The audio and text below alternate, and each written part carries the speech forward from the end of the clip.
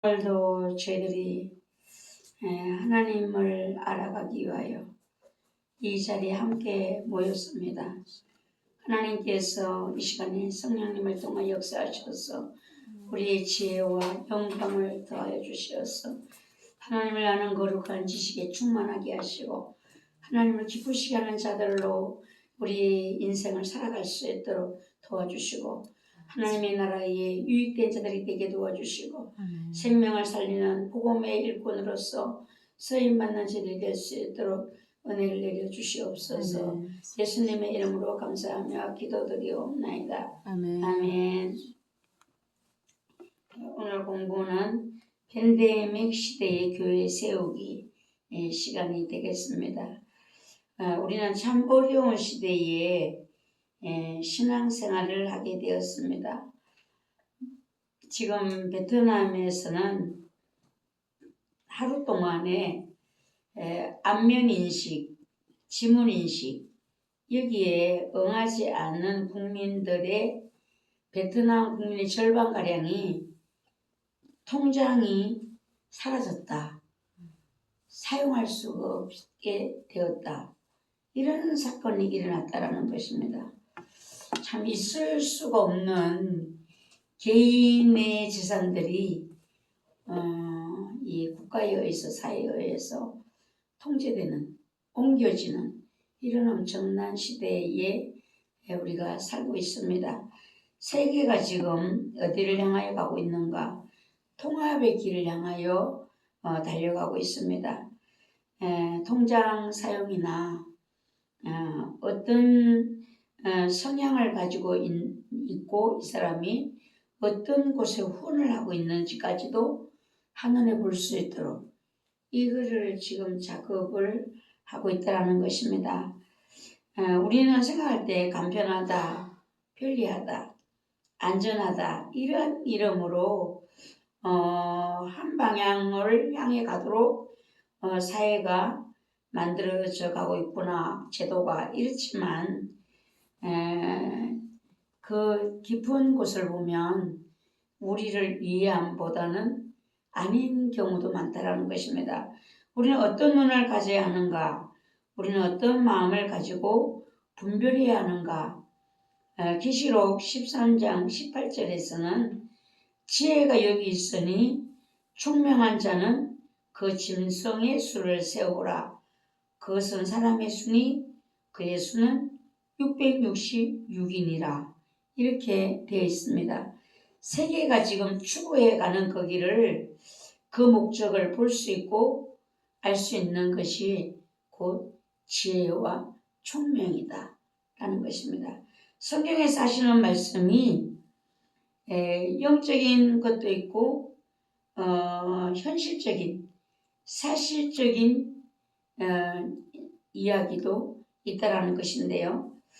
13장 계시록 13장 16절에서는 그가 모든 자 곧 작은 자나 큰 자나 부자나 가난한 자나 자유인이나 종들에게 그 오른손이나 이마에 표를 받게 하고 이렇게 되어 있습니다. 그래서 모든 사람들에게 표를 받게 하는 이 표는 어떤 일을 위하여서 표를 받게 하는가?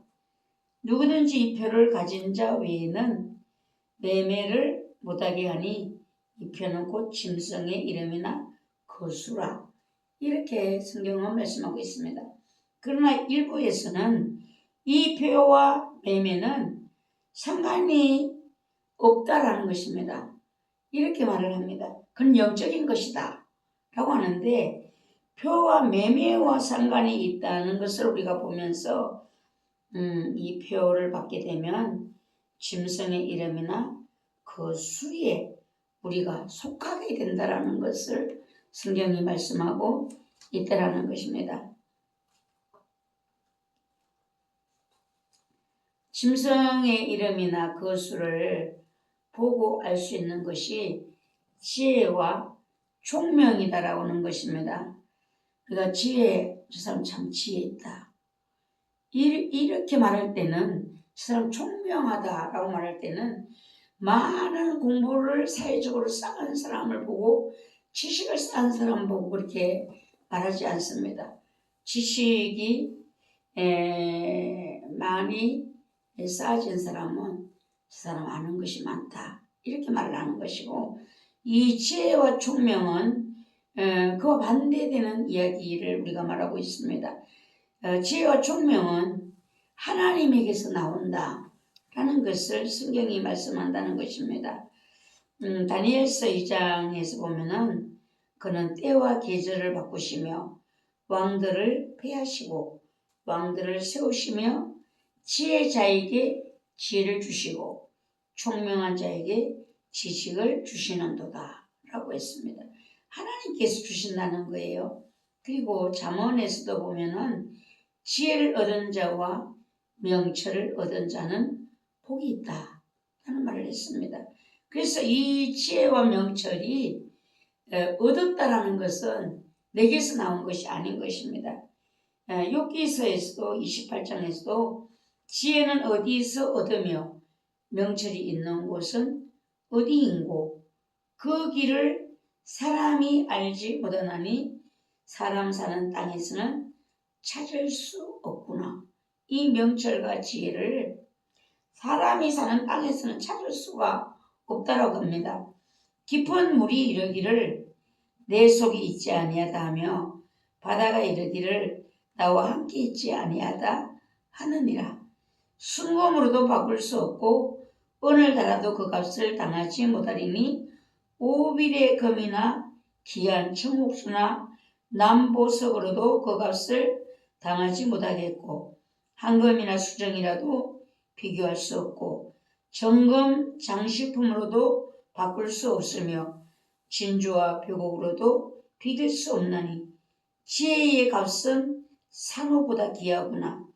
구스의 항옥으로도 비교할 수 없고 순금으로도 그 값을 헤아리지 못하리라.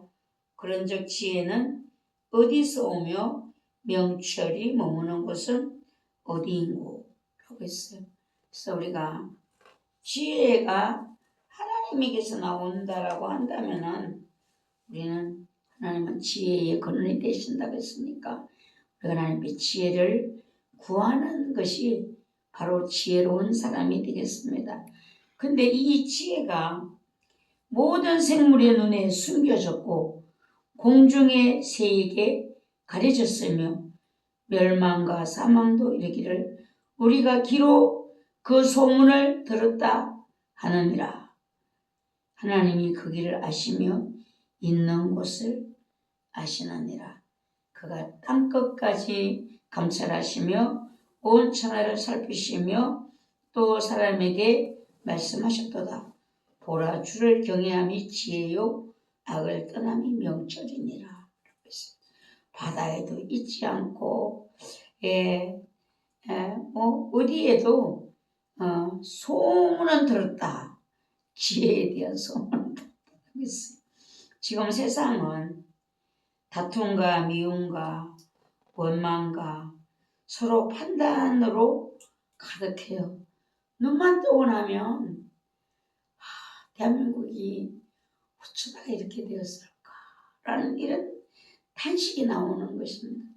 일반 텔레비로는 보면 이런 게 안 나오는지 모르겠어요. 텔레비가 없으니까 모르겠는데 모든 국민의 마음이 지금 보면은 다 나누어졌어요.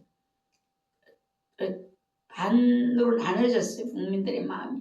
그래서 어떤 사람들은 바른 말을 하는 사람들의 말을 들으면서 시원하다. 내 속이 다 시원하다. 막 이렇게 얘기를 하고 거기다 막 댓글을 또 막 달잖아요. 모든 국민이 옳고 그름의 기준이 다 다르다는 것입니다. 그전에는 한 마음이었어요. 한 민족이었고. 근데 지금은 한 민족이 아니에요.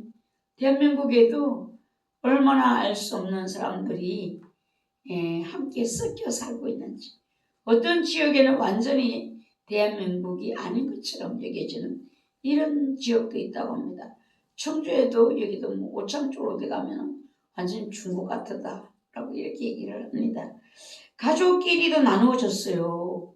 가족끼리 나누어졌고 저 사드 배치인가 그것 때문에 저 아린역이 어디는요, 그때 한창 반대할 때 동네가 다 나눠지고 가족도 나눠졌어요. 아버지는 찬성, 아들은 반대. 동네 수포가 둘 있는데 사도 찬성하는 사람들은 찬성하는 수포로 가고 반대하는 사람은 반대하는 수포로 가고 수포도 다 나눠져 버렸어요. 예. 그래서 가족끼리도 모이면 싸워서 모을 수가 없대는 아주 원수가 돼서 작은 집 큰 집도 왕래를 하는데 내 생각이 옳고 내 판단이 바르다라고 생각하기에 저마다 다 목소리를 내고 있습니다. 예, 그럼 나는 어느 편인가? 나도 나름 생각이 있기 때문에 어느 편인가는 속해 있잖아요. 여러분들이 보면은 사모들이 수련회 하는데 갔는데 그러더래요. 그 어떤 같이 한 방에 쓰는 사모님들이 사모님 좌파예요? 이렇게 그래가지고 완전 그쪽의 편이었더래요. 그래 나중에 우리 그 이해를 사모가 사모님 여기 그렇게 하다가는 큰 싸움 나요. 그만해요. 아주 완전히 거기에 다 빠져가지고 막 예.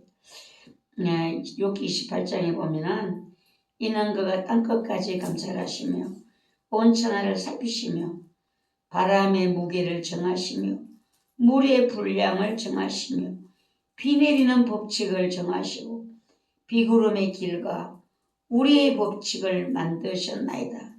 그때 그가 보시고 선포하시며 굳게 세우시며 탐구하셨고 모든 판단과 기준은 하나님이시다 라고 했어요. 예, 여기서 보면은 비 내리는 법칙을 정하셨대요. 그럼 비가 조용하게 오는 비도 있지만 쏟아져서 엄청난 큰 피해를 주는 비도 있잖아요. 그럼 그것도 누가 하시는가? 하나님이 하신다는 거죠. 중국에는 완전 그 태풍이 몰려가서 그러면 못 살겠다. 그 대형 아파트들이 흔들리는데 보는데도 카메라를 잡고 있는데 아파트 5층 아파트가 흔들 하는 거예요. 예, 그리고 유리창이 그냥 통째로 막 빠져서 날아가고 유리창이 다 떨어져 가니까 그 아파트 안에 있는 사람이 바람이 밀려들어가고 그 안에 살림살이가 제대로 있지 못하니 그 태풍에 막 그냥 날려가고 얼마나 두렵겠어 그 높은 아파트에서. 예, 근데 이런 모든 법칙을 하나님이 정하셨다라고 했어요. 그때 그가 보시고 선포하시며 굳게 세우시며 탐구하셨고 모든 판단과 기준은 하나님이십니다.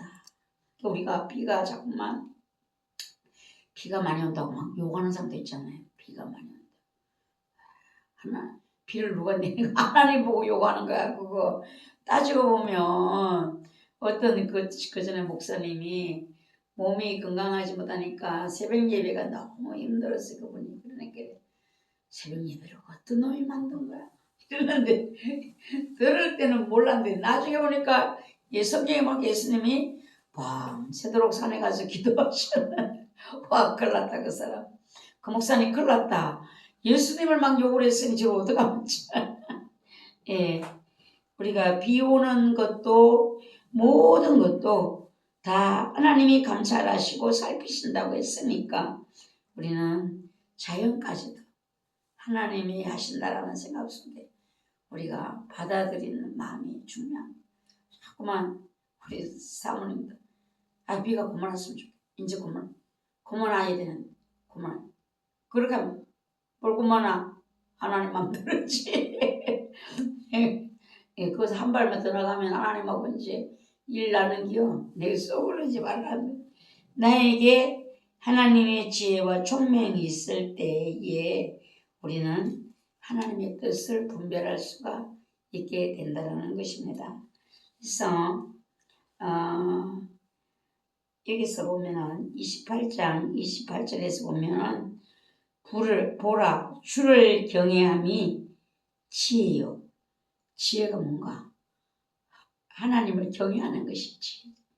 그리고 악을 떠나는 것이 명철이니라. 이 지혜와 명철이 하나님께 속해 있잖아요. 그러니까 지혜와 명철이 있는 사람은 하나님을 어떻게 하면 잘 섬길 수 있는지, 어떻게 하면 내가 악에서 떠나 구별된 삶을 살고 있는지, 이런 삶을 살 수 있는 사람이고 지혜 있는 사람이고 명철한 사람이라는 것입니다. 팬데믹 시대에 나의 뜻과 기준을 어디에 세우고 방향을 정할 것인가? 그것은 바로 우리 모두 각자의 숙제이며 각자의 책임이 되는 것입니다. 하나님의 지혜와 명철이 있으면 이 혼란한 때에 그 사람은 뭘 할 수 있는가? 준비를 할 수가 있는 것입니다. 지혜가 있는 사람, 명철한 사람, 준비를 할 수가 있다는 것이죠. 내 핸드폰 아니에요. 아까 전에 전화하다가 어떤 목사님이 안 받아서 말하는 누구예요? 빨리 얘기해. 나 강의 끝나고 전화한다. 하나님의 지혜와 명철이 없으면 하나님을 경외함의 자리로 가는 것이 아니라 악을 따라가는, 악을 따라. 예. 그 지혜와 명철이 있는 사람은 악에서 떠나고 하나님을 경외하게 되는데, 하나님을 경외하는 자리로 가는 것이 아니라 악을 따라가는 것이, 이것이 지혜가 없고 명철함이 없는 사람이라는 것입니다. 마귀는 지금 정치를 이용하고 있잖아요. 정치를 이용해서 온 국민의 마음을 번잡하게 하고 분노하게 만들고 있어요. 분노하게. 시대에 따른 사람들의 생각을 또 이용하고 있습니다. 사람들이 뭐를 좋아하는가, 중요하게 여기는가, 이래서 사람들의 생각을 이용하는데, 혼란한 시대에 마귀는 그러면 가만히 있을까요? 마귀도 이때를 이용하겠죠. 마귀가 가장 집중하고 주목하려고 하는 것은 믿는 성도, 그리스도인들의 믿음을 흔드는 일을 한다는 것입니다. 이 혼란한 때에 믿는 자들의 믿음을 흔들어서 굳건하게 세워지지 못하도록 만드는 일을 한다는 것입니다. 정치, 경제, 사회 혼란, 이 모두는 우리에게 직접적인 영향을 주고 있는 일들입니다. 피부에 와닿는 일들이 혼란해지니까 영적인 부분은 소홀해지기가 쉽게 되는 겁니다. 소홀해지게 되는 것입니다.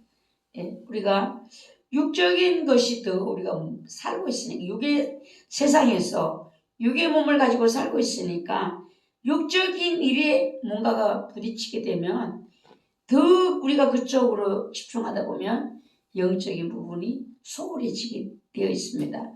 말씀과 기도가 해이해지게 되는 것입니다. 끝을 못 보는 대신에 그 앞만 보게 된다는 것입니다. 그래서 방향을 놓치게 된다는 것이죠. 바로 그 앞에만 본다는 것이죠. 멀리 봐야지 되는데, 여러분 차가 달릴 때도 너무 앞에만 이렇게 보면은 어지러워서 운전을 하기가 어려워요. 근데 운전도요, 초보자와 익숙한 자를 보면 운전대를 잡은 거리를 보면 다 알아요. 초보는요, 어떻게든 바짝 땡겨 앉아요. 아주 바짝 땡겨 앉아갖고 이렇게 앉는데, 오래된 숙달된 사람들은 거리가 있어요. 편안하게. 근데 초보들은 앞으로 가서 막 이렇게 하고 운전을 하고 가요. 예. 산속에서는 우리가 골짜기로 내려갈수록 방향을 잃어버립니다. 나의 위치를 알기가 어렵습니다. 그러나 산 등성이로 올라가게 되면 방향이 보이는 것이죠. 해 뜨는 것이 보이고 해 지는 것이 보이고, 그리고 나의 위치를 알게 되는 것입니다. 그래서 사람들이 그래, 산에 가서 길을 잃으면 무조건 골짜기로 내려가면 벗어나지 못하고 어려움을 당한 산 꼭대기로 올라 그러면 보인다는 거죠. 청주분교생 여러분, 이때에는 여러분들이 영적 부분에 민감하셔야만 내가 방향을 놓치지 않을 수가 있습니다. 하고 여러분, 이때에는 성령님의 말씀, 감화, 감동, 교훈, 책망, 바르게 하심에 집중하셔야 된다는 겁니다. 내 안에서 말씀하시는 성령님, 내게 말씀하시는 하나님의 말씀, 여기에 집중하지 않으면 나는 방향을 놓치게 된다는 겁니다. 어떻게 살까? 각자의 판단의 소리, 미움과 원망의 소리에 내가 길을 잃게 된다는 겁니다. 마귀는 무엇을 위하여 이 지금 대한민국에 혼란을 조성하고 있는가? 왜 이렇게 혼란하게 만들까? 전 세계를 왜 이렇게 혼란하게 만들까? 지금 우리 한국의 젊은이들이 캄보디아를 가서 이렇게 많이 죽는다네요. 가서 어떤 사람은 손가락이 잘렸다. 어떤 사람은 잡혀가고 지금 오지도 못하고 돈 보내달라. 어떤 사람은 그냥 며칠 만에 그냥 죽었잖아요.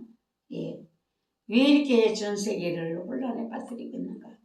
지금 마귀가 노리는 것은, 마귀는 성도가 신부가 되는 길을 막기 위한 이 혼란을 지금 만들어가고 있다는 겁니다. 그러니까 분별이, 지혜가 총명이 있으면은 지금 마귀가 어떤 의도를 가지고 이렇게 혼란하게 만들고 있는가 알게 되고 보이게 되니까 나는 내 방향을 놓치지 않냐고 가게 되는 것이고, 이때 나는 무엇을 준비해야 되는가를 따라서 준비하는 자가 되는 것입니다.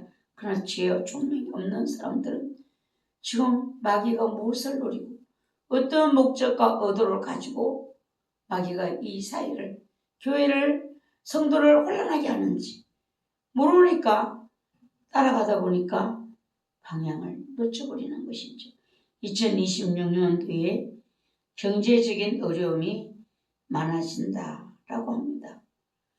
그러면 우리는 무엇을 먼저 생각해야 할까요? 무엇을 입을까? 무엇을 먹을까? 이런 생각들을 먼저 하게 되잖아요. 인간에게 제일 중요한 것은 먹고 입고 자는 것. 이 세 가지가 가장 중요한 것입니다. 이것이 의식주가 우리 피부에 가장 와닿는 부분인 것입니다. 이 부분이 안 되면 직접적인 내가 바로 겪게 되는 일들이 있기 때문이에요.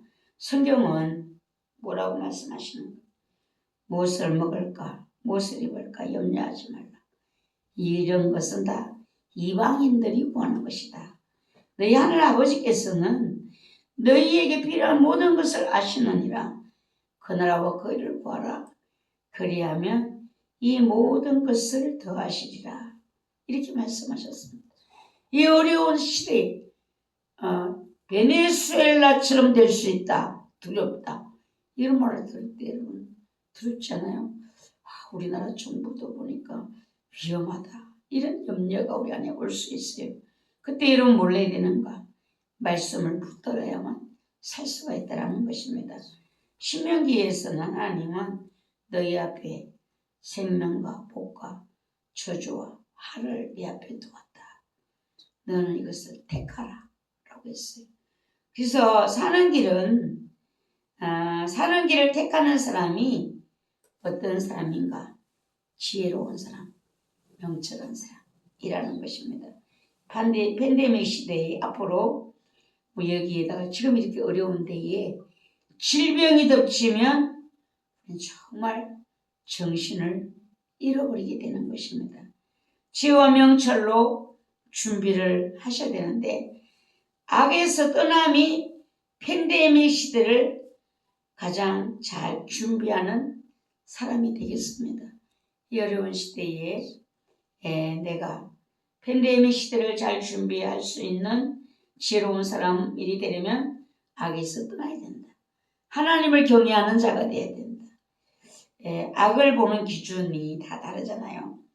우리 안에 계시는 성령 하나님께서는 우리에게 죄를 알게 해주시고 죄를 포기하시고 또 우리를 하나님의 교훈을 따라 살아가도록 도우시는데 옆 사람을 따라가는 길, 누군가의 기준에 동의하는 것, 이 모든 것 다 문제가 될 수가 있다는 것입니다. 여러분들은 보면은 사람이 보는 기준과 하나님이 보는 기준이 달라요.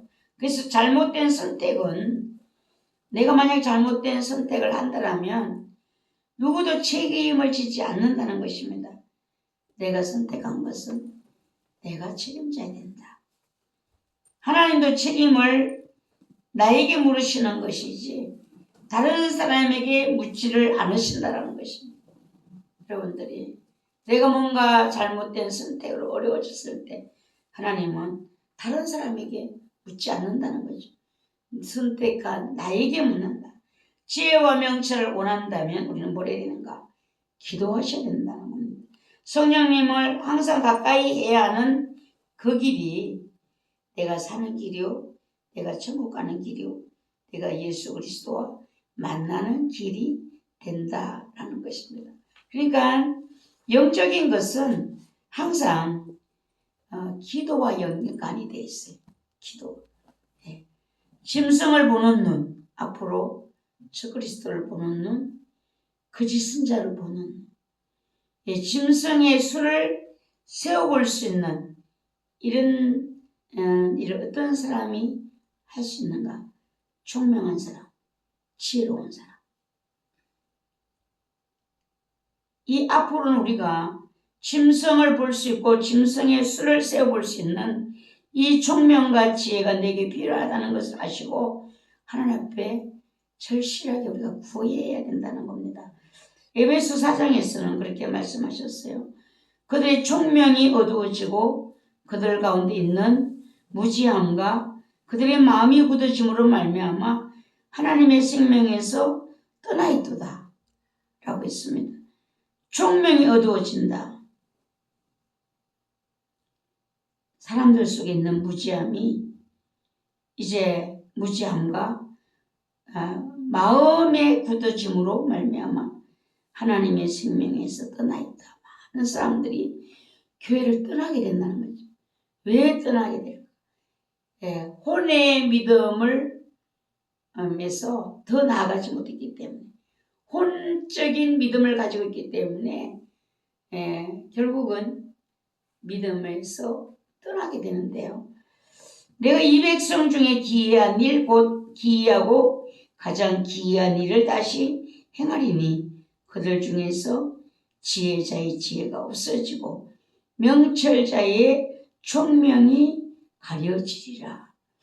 어두운 시대에 하나님의 심판의 때가 되면 이런 일들이 일어나게 된다는 것입니다.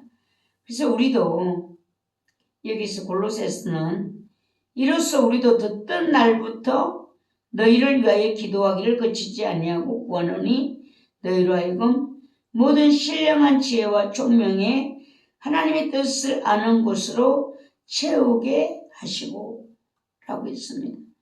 우리가 기도해야 될 것은 신령한 지혜와 총명, 은혜, 이런 하나님의 뜻을 알 수 있는 이런 은혜들로 우리가 채워지기를 기도하셔야 되겠습니다. 기도하지 아니하고 가다 보면 환경에 의해서 내 생각과 마음이 어두워지게 되고 결국은 내가 가야 될 방향을 놓치게 된다는 것입니다. 근데 다니엘서에서 보면은 교만한 왕이 자기 능력을 권세를 자랑하다가 짐승이 되는 이런 일을 겪게 되었잖아요. 나 왕이 말하이르되 이 큰 바벨론은 내가 능력과 권세로 건설하여 나의 도성으로 삼고 이것으로 내 위엄의 영광을 나타낸 것이 아니냐 하였더니 이 말이 아직도 나 왕의 입에 있을 때에 하늘에서 소리가 내려르되 느부갓네살 왕아 내게 말하노니 나라의 왕위가 내게서 떠났느니라. 이렇게 말씀하고 있어요. 네가 사람에게서 쫓겨나서 들짐승과 함께 살면서 소처럼 불을 먹을 것이요 이와 같이 7대를 지나서 지극히 높으신 이가 사람의 나라를 다스리시며 자기 뜻대로 그것을 누구에게든지 주시는 줄을 알기까지 이르리라 하더라. 이 모든 권세와 능력과 부가 어디서 오는가? 이것을 알기까지 그가 짐승처럼 불을 먹는다는 것입니다. 그러므로 지금 나 느부갓네살은 하늘의 왕을 찬양하며 칭송하며 경배하노니 그의 일이 다 진실하고 그의 행하심이 의로움으로 교만하게 행하는 자를 그가 능히 낮추심이라. 이런 일을 겪고 난 느부갓네살 왕이 겸손해진 모습을 우리가 볼 수가 있습니다. 하나님은 때로 우리를 낮추시기도 하시고 높이기도 하시고 낮추시기도 하시고 그냥 사람이 자기 마음대로 뭐 높아지고 싶으면 높아지고 낮아지고 싶으면 낮아지고 이렇게 되지 않는다는 것을 우리가 보게 되는 것입니다. 모두가 높아지기를 원하지만 그의 뜻대로 되는 것이 아니고 이 모든 것이 하나님에게서 나온다는 것입니다. 한국교회가 지금 어떤 위기에 처해 있는가? 우리는 뭘 해야 되는가? 지금 위기가 왔다라고 다 느끼고 있어요. 한국교회가 위기가 왔다. 그럼 이 위기가 온 것은 어떻게 될까요? 공유가 중요합니다. 지금 위기가 왔는지 안 왔는지 전혀 감을 잡지 못하고 그냥 밥만 먹고 등 뜨시니까 그냥 괜찮다라고 생각하는 사람들이 이해를 많다는 것입니다. 우리가 위기의 때에는 뭘 해야 되는가? 침착해야 돼. 위기의 때는 침착해야 되고 요즘 기도하는 그리스도인들이라면 마음이 급해져가고 있어요. 나라를 위해서 기도해야 돼요. 이걸 어떻게 해야 되는 거야? 우리나라가 어떻게 해야 되는 거야? 이렇게 급한 마음들을 갖게 되는데요. 문제 해결은 마음이 급하다고 해결되지 않는다는 것입니다. 마음이 급하면 무리한 행동을 하게 되고 오히려 혼란의 때에 사탄이 노리는 사탄의 전략에 빠지게 된다. 그래서 우리나라 속담에서는 급할수록 돌아가라. 이런 말이 있어요. 급할수록 돌아가라. 또 어떤 말을 하는가 하면은 아무리 급해도 실을 바늘 허리에 메어서 쓸 수가 없다. 한만 급해도. 바늘 그 끝에 실을 갖다 꽂아야지만 바느질을 할 수 있지. 바늘 중간에다 찔끈 동이에 매갖고 급하다고 할 수가 없다는 거예요. 위기를 공유하는 것이 변화를 성공적으로 이끄는 첫 번째 전략 기술이 된다. 위기 극복을 찾는 첫걸음은 생각을 바꾸는 거예요. 생각이 바뀌면 행동이 바뀐다는 것입니다. 여러분들 보세요. 마귀가 주는 거는 뭐예요? 조급함이에요. 조급함. 조급함은 또 뭐를 낳는가? 다툼을 낳는 거예요. 서로 비난하는 것을 낳습니다. 생각이 바뀌려면 우리가 뭘 해야 되는가? 상황을 정확하게 볼 수가 있어야 된다. 위기에 대한 인식과 공유가 중요한 이유입니다. 그것이 정확한 상황을 보고 생각이 바뀌고 이렇게 되면 위기에 대한 인식과 공유가 이제 되게 되는데요. 존 카터는 이렇게 말을 했어요. 조직을 변화시키는 순서와 기술에 대해서 조직을 변화시키기 위해서 가장 먼저 해야 할 것은 무엇인가? 첫 단추가 중요하다. 존 카터가 제시한 변화를 이끄는 첫 번째 기술은 위기 공유이다. 위기 공유. 아무리 유능해도 위기 인식을 공유하지 않은 조직을 변화시키거나 바꿀 수가 없다는 것입니다. 위기 공유는 없는 위기를 부풀려서 거짓말하는 것이 아니라 위기를 있는 그대로 드러내야 한다는 것입니다. 여러분 가족들이 위기에 대해서 이제 공유를 할 수 있는가? 아유, 엄마 왜 그러세요? 지금 자꾸만 그렇게 부정적인 얘기를 하세요. 이렇게 할 수 있어요. 위기 공유가 안 되는 데는 그래요. 네. 그러나 위기 공유가 되는 가정은 서로 이 위기를 공유하다 보니까 좋은 지혜가 나오는 것이죠. 위기가 공유가 된다는 것은요, 은혜가 되고 축복이 될 수 있어요. 그 위기를 어떻게 극복해야 되는지, 어떻게 대처해야 되는지, 준비해야 되는지, 이런 답이 나온다는 것입니다. 예, 보통 사람들 안에는 뭐가 있는가? 안주하는 마음이 있어요. 안주하는 마음. 베드로도 주여 여기에 초막셋을 짓겠습니다. 하나는 주를 위하여, 하나는 엘리야를 위하여, 하나는 모세를 위하여, 이렇게 말을 했잖아요.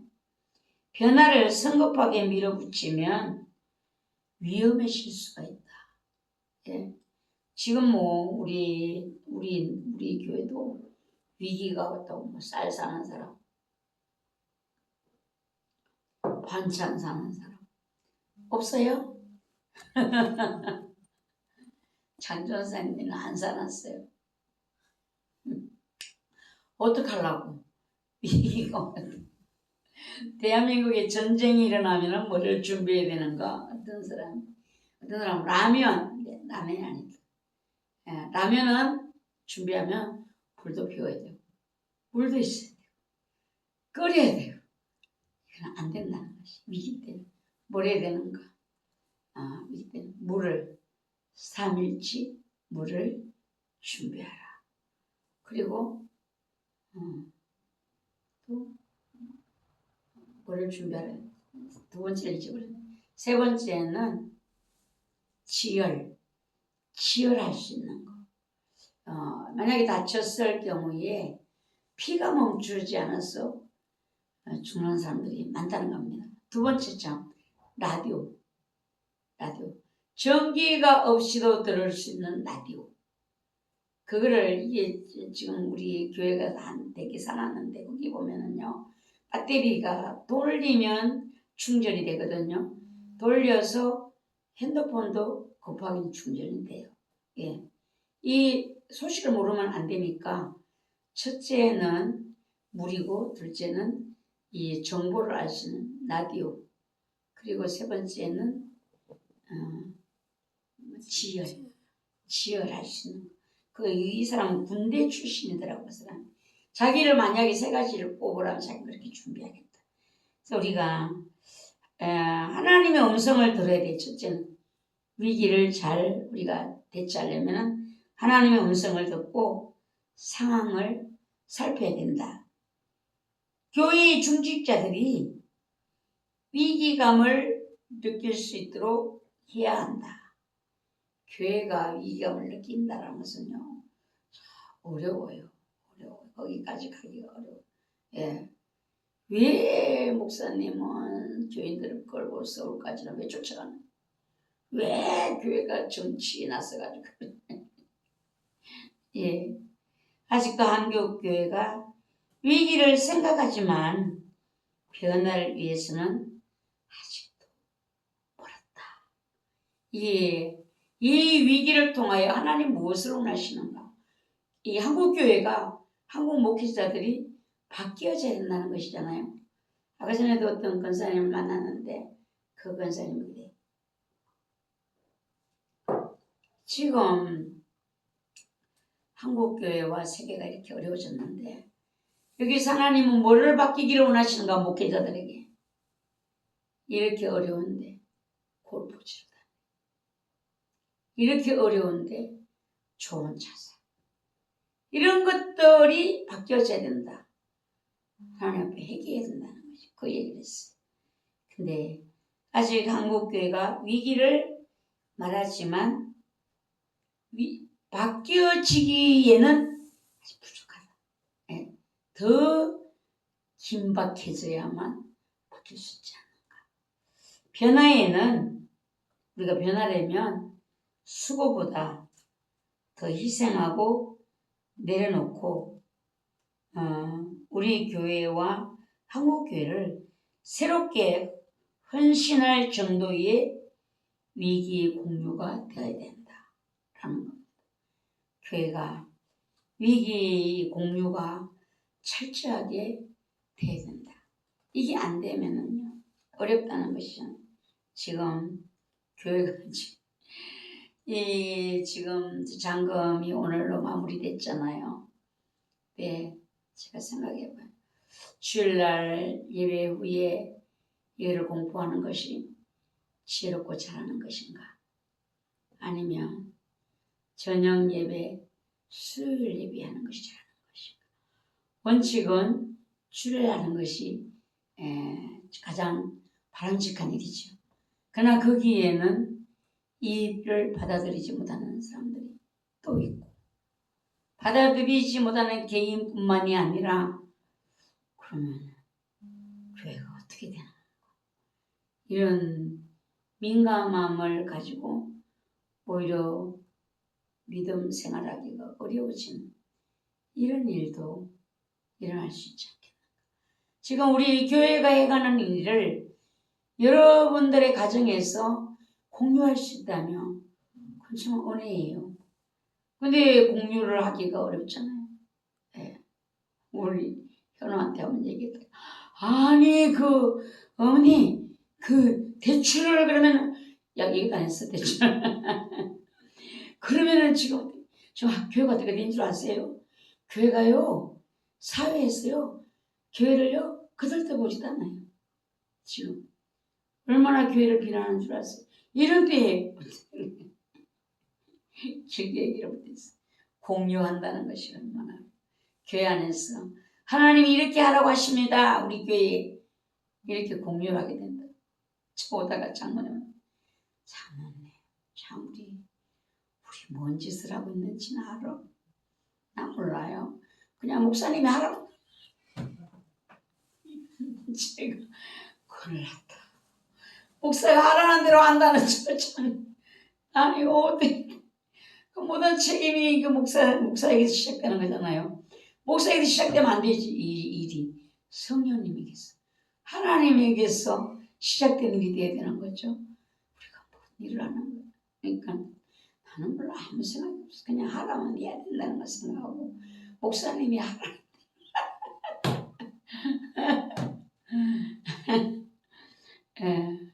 한국 교회에 옛날보다는 위기에 대한 인식이 많아졌어요. 지금 이 위기라는 것을 깨닫기는 해요. 말은 해요. 말은. 근데 아직은 한국 교회가 위기에 대한 실체를 파악하는 데 부족하고 공감이 부족하고 정확한 정보 전달이 중요한데 이것이 잘 안 되고 있어요. 목회자가 교회에 정확한 정보를 말할 수 없을 때도 있죠. 계시록을 바르게 말을 못하는 교회들이 있대잖아요. 교인들이 혼돈할 거. 지금 목회자가 다 뭐를 보고 가겠는가, 성도들? 땅을 보고 가겠어. 땅. 기복신앙. 땅의 것을 잘 먹고 잘 되고 여기다가 자꾸 집중을 시켰기 때문에 오늘 가다가 땅이 아닌 하늘을 봐. 이거 혼란이 오는 거예요. 그러니까 알면서도 성도들에게 말을 못하고 있는 것입니다. 계시록에 있는 말씀들을 양식으로 먹이지를 못하고 있다는 사실입니다. 만약에 우리 교회는 계시록도 하나님 주신 대로 말할 수 있어.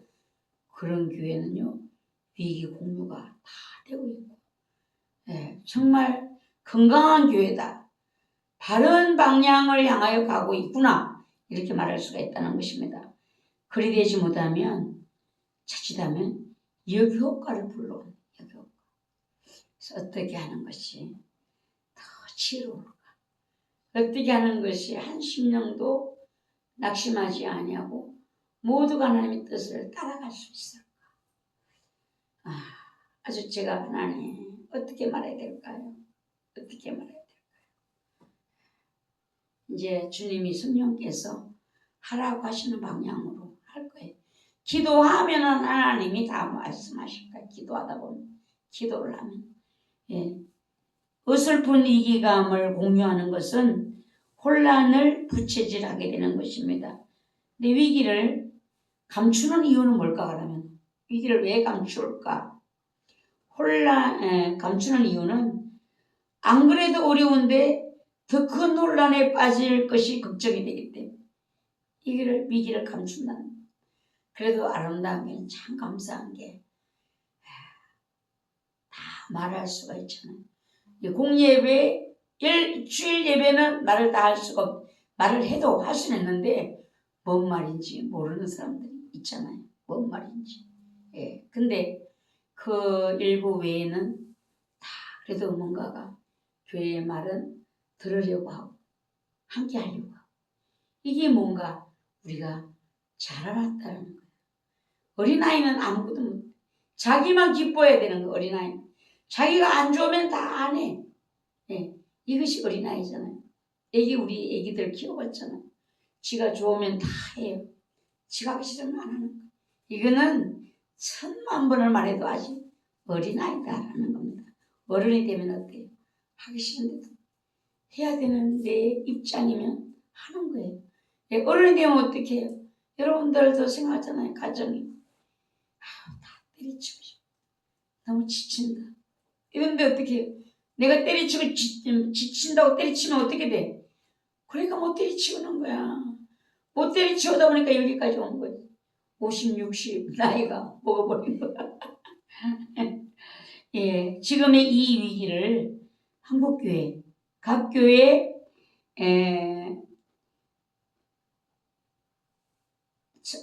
이건 뭘 공유하기 시작하면 큰 혼란이 올 수 있다.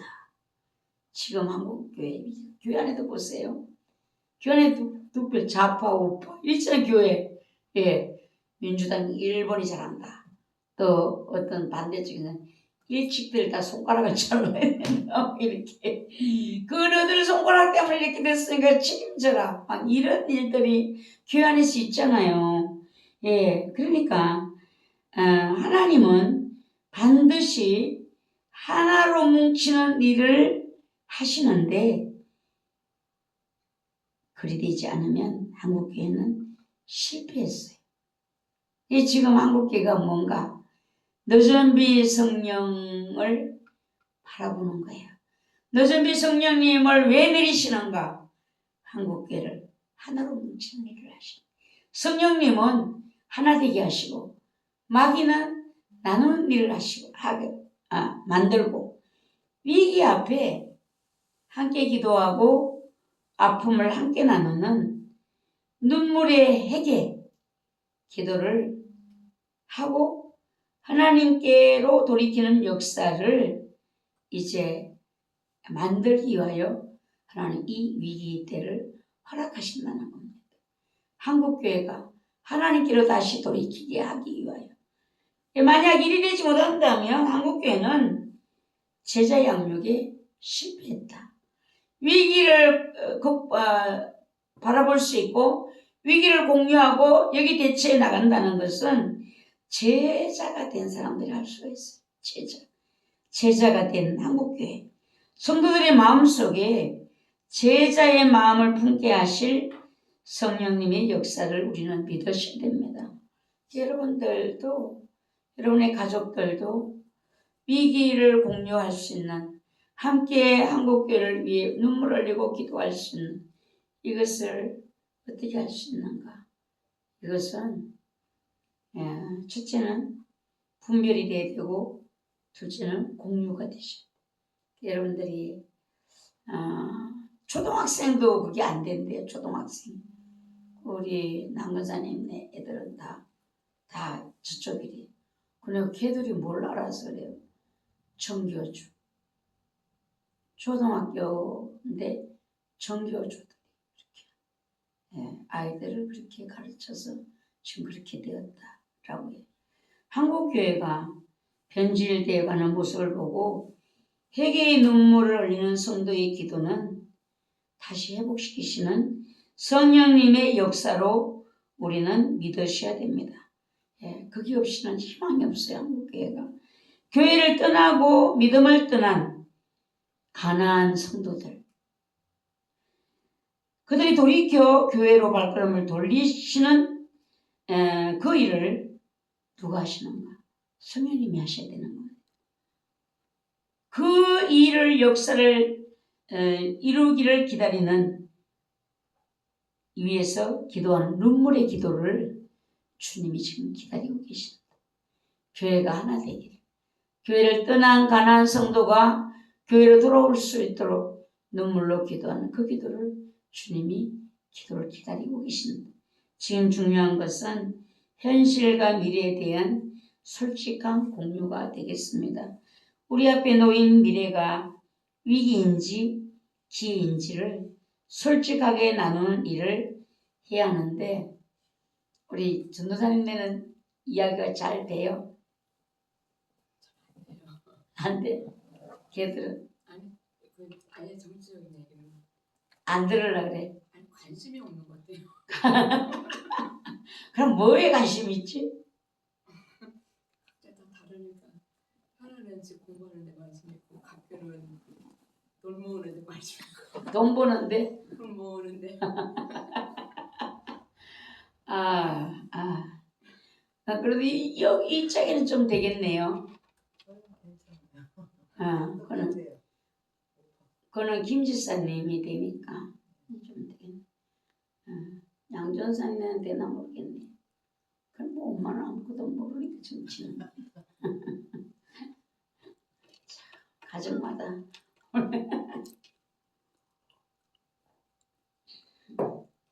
우리 주영이도 가끔가다 물어보는구만. 웃겨요. 누가 그런 소리 했어? 학교에서. 그러니까 학교가 한번 그러더라고 주한이가 윤 대통령 탄핵되는 날 박수 쳤어요. 누가? 교실에서요. 우리가 다요. 너도 쳤냐? 가만히 있더라고요. 대통령이 탄핵되는 날 슬픈 일이야. 그게 다 박수 치는 게 아니야. 그런 일이 일어난다는 것은 대한민국이 슬픈 일이야. 위기를 말할 때 듣게 되는 말이 여러분들이 위기예요. 이렇게 말하면 뭐라고 하는가 하면 너무 부정적으로 보지 마세요. 이런 말을 한다는 거죠. 너무 부정적으로 보지 마세요. 미래를 보면서 위기를 말하면 미래를 부정적으로 보면 안 된다. 이런 말을 우리가 듣게 된다는 것이죠. 객관적으로 보아야 하는데 긍정적으로 보던 시간대가 많이 이제는 지나갔다라는 겁니다. 창세기 41장에서 요셉의 풍년, 7년 풍년, 7년 흉년. 앞으로 한국교회가 겪게 될 상황은 하나님의 손에 달려있어요. 풍년의 때는 지나갔다 얘기하는 사람도 있고 그래도 아직 위기를 준비하게 하기 위해서 하나님이 대한민국의 성도들을 축복하시는 풍년의 때가 아직 남아있다. 또 이렇게들 말하고 있어요. 그거는 주님이 하실 일들이기 때문에 우리가 알 수 없어요. 문제는 뭐가 제일 우리에게 필요한가? 하나 되는 거. 성령님께서 우리의 마음을 영으로 하나 되게 하시는 거.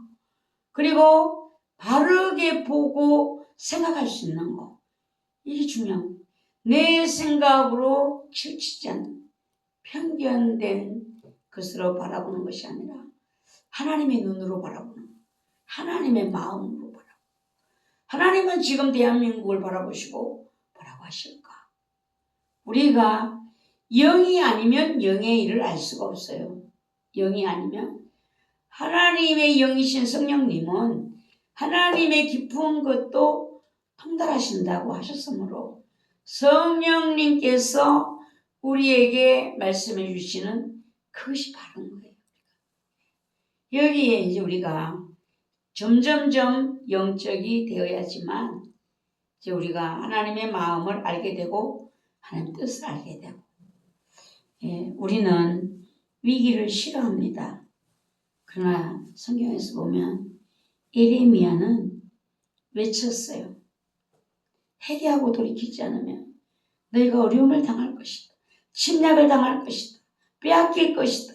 라고 했지만 백성들은 외면했어요. 평화다. 안전하다.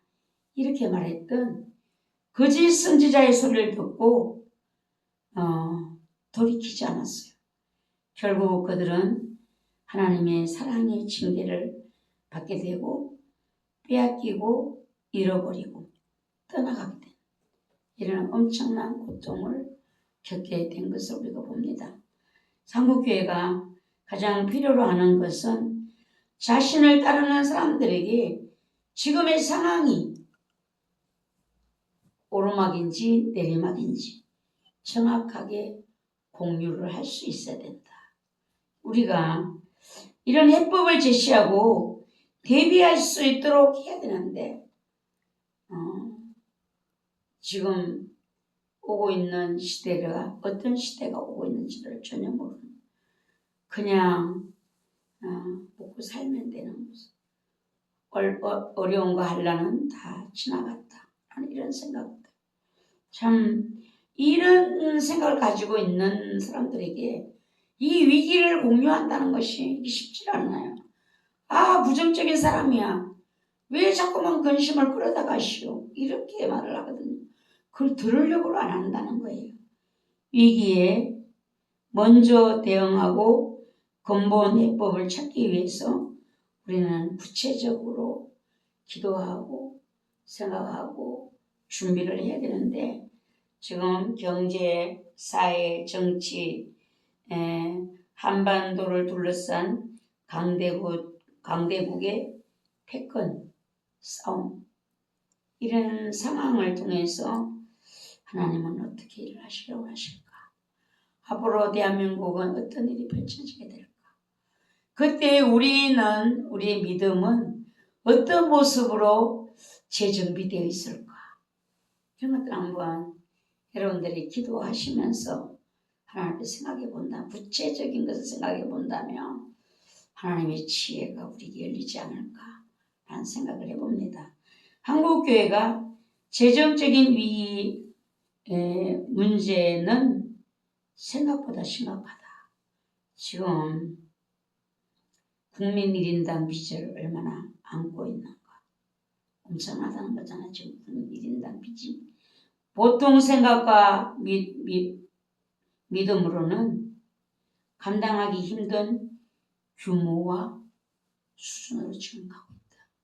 일부에서는 사람들이 베네수엘라가 되는 게 아니고 아르헨티나 그 나라처럼 우리가 되는 것이 아니고 그 나라들이 자꾸 너무 많은 과도하게 퍼주다가 그렇게 국가가 부도났다 이렇게 얘기를 하잖아요.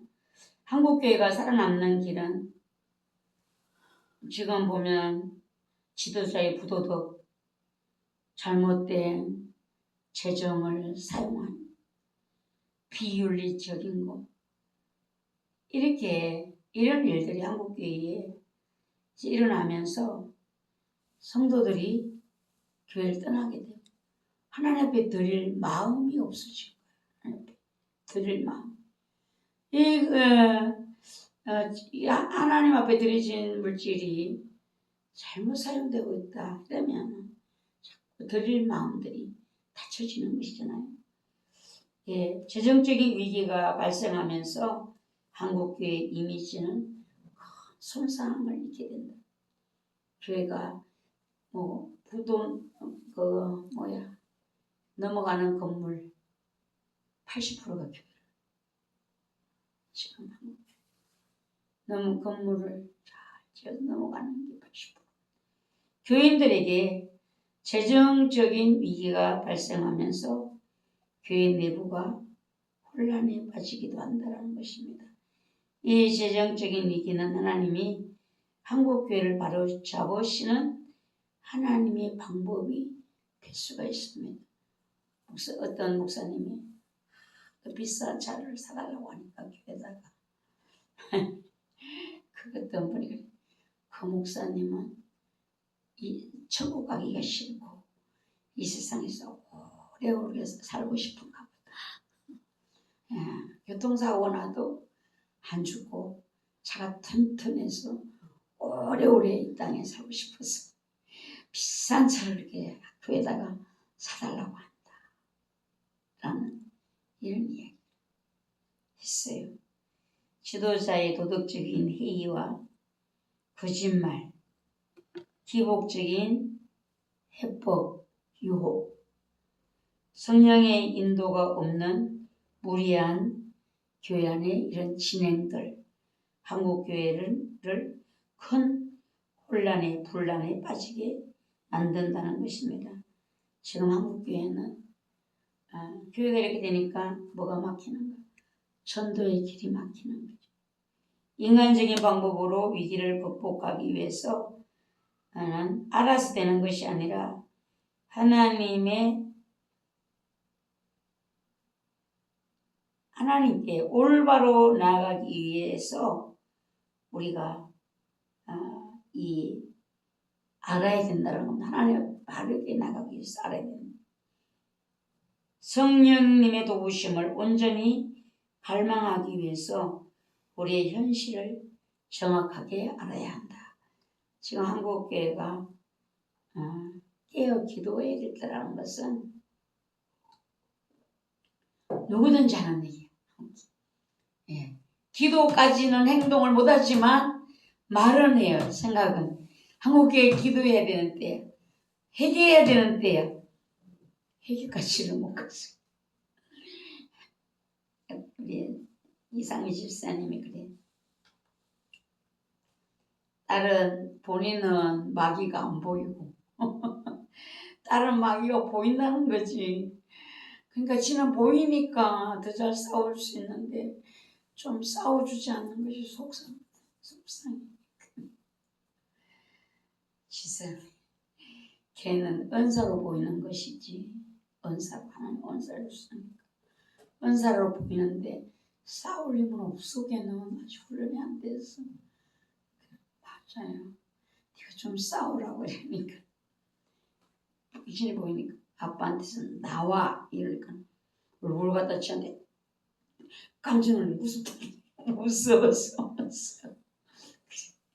싸울 힘이 없어. 은사로 하나님이 주셔서 보이기는 보이는데 가는 싸울 힘이 없어. 그것과 그래도 안 보여도 자기가 더 잘 싸워.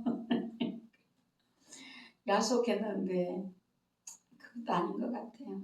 제가 싸워야 되는 것 같아요. 예. 무엇을 위해 기도해야 하는가? 무엇을 위해 희생해야 하는가? 무엇을 선포해야 되는가? 무엇을 가르쳐야 하는가? 또 어떻게 위로해야 하는가? 어떻게 위기를 탈출해야 되는가? 어떻게 다시 세울 수 있는지를 알 수가 있어야 한다는 것이잖아요. 어떻게 다시 세워야 돼? 우리가 어떻게 알겠어요? 하나님이 하시. 성령님이 주시는 그 방법을 따라서 좀 가셔야 되는. 예, 성령님이 주시는 방법을 따라가면 그게 답이 있어요. 답답한 것 같아. 어떨 때는 주님이 전혀 나하고 맞지 않는 말씀을 하시는 것 같아. 그러나 하다 보면 이것이 옳았구나. 성령님을 따라가는 것이 답답하지만 옳았구나 라는 생각이 하게 되는 것입니다. 내가 빨리 가서 뭐를 빨리 하고 싶은데 빨리 해놓는 거는 뭐예요? 우리가 내 생각으로 하는 데는 자충우도 이리 부딪히고 저리 부딪히고 서로 깨져가면서 막 이렇게 되니까 성령님은 자충우들이 아니라 순리대로 가. 무슨 일이든지 순리대로. 우리가 일을 해보면은 순리대로 가는. 장로님이 그래요. 요 며칠 사이에 얼마나 일들이 복잡해. 아주 막 한 건 듣고 뭐 터지는 게 아니라 또 정신을 못 차려. 그래서 내가 정신을 막 차려야 돼. 이게 막 일에 대해서도 막 복잡하게 돼. 명절이 날을 그랬다가 고모 아들이니까 누가 또 어려우니까 손 내밀기 위해서 이 바쁜 중에 또 이렇게 뒤죽박죽되고 막 가게에서도 꼬이고 막 하니까 내가 정신을 차려. 이 마귀가 나를 정신없게 몰아치게 해서 결국은 사람이 정신없게 몰아치면 어떻게 실수하게 되고 불평하잖아요. 그러니까 정신을 막 차려. 지금의 교회를 향한 하나님의 목소리를 우리는 들어야 되고 알아야 되고 공유할 대상이 있는가를 여러분 살펴보시길 바라요. 나는 이 위기를 공유할 대상이 있는가? 우리 박전사님은 언니 목사님하고 될까? 아예 안 돼요. 요즘은 좀 되지 않아? 안 되는 것 같아요. 아직 안 되는 거야. 사람 목사님하고 말이 저기 하고 하나님만이 이게 되는 것 같아요. 그래서 나는 기도하러 오셔서 이제 내가 희망을 갖고 있거든요. 목사님도 이제 이쪽 방향으로 하나님이 방향을 돌리시는 건가? 많이 저기는 있어요. 이제 우리 교회가 이제 영적이 갖고 기도 많이 하고 이럴 때 거기에 이제 믿을 수 있는 그러니까 믿을 만한 이런 거를 이제 그거는 이렇게 다 돼 있는데 이제 아직은 그래도 조금 좀 포괄적으로 본다고 해야 되나? 위기 공유가 되었지만 나누면서 준비를 하게 돼요. 뭐를 준비해야 되는가? 이게 안 되면 준비를 할 수. 그래서 내가 이번에 그 인천 장로님을 겪으면서 우리가 진실하게 서로가 우리가 이 인간관계를 맺는 것이 중요하구나. 전혀 딴 사람 말을 안 들으려고 하는데 제가 말하는 것은 또 듣는 데잖아. 그래서 내가 이런 위기 공유, 그래서 장로님 너무 선한 일 많이 하셨고 너무 착한데 그거 가지고는 안 된다네. 장로님을 마지막에 주님이 영적이 되게 하시려고 지금 병원 치료보다는 이 약을 드시면서 기도하시면서 영적인 방향을 보게 하시려고 하나님이 그를 인정을 하더라고요.